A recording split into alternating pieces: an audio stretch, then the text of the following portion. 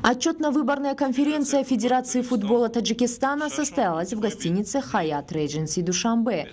После вступительного слова президента Федерации футбола Таджикистана Рустами Эмомали и выбора рабочих органов в конференции был показан видеофильм о деятельности Федерации за период 2016-2019 года. В фильме были отмечены успехи и результаты Федерации за последние 4 года.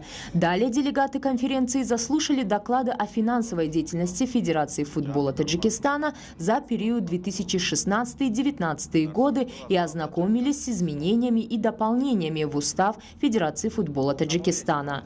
Одной из важных частей конференции было избрание президента Федерации футбола Таджикистана. Рустами Эмомали на безальтернативной основе был переизбран на пост президента Федерации футбола Таджикистана на 3-й 4-летний срок.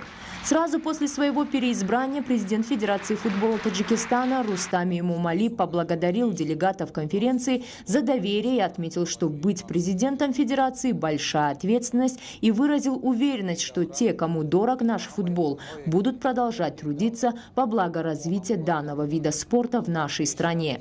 В следующем году Таджикистан будет отмечать 30-летие со дня независимости страны. Это большое событие для страны в целом. В связи с этой годовщиной необходимо больше проводить спортивные мероприятия и соревнования во всех регионах, заявил Рустами Эмомали. Всем ответственным лицам было поручено создать в ближайшее время четкий план мероприятий по организации соревнований различного уровня в течение всего следующего года и провести их на высоком организационном уровне. По предложению уважаемого Рустами Эмомали участниками было поддержано переизбрание на новый 4-летний срок первого вице-президента и вице-президента Федерации футбола страны.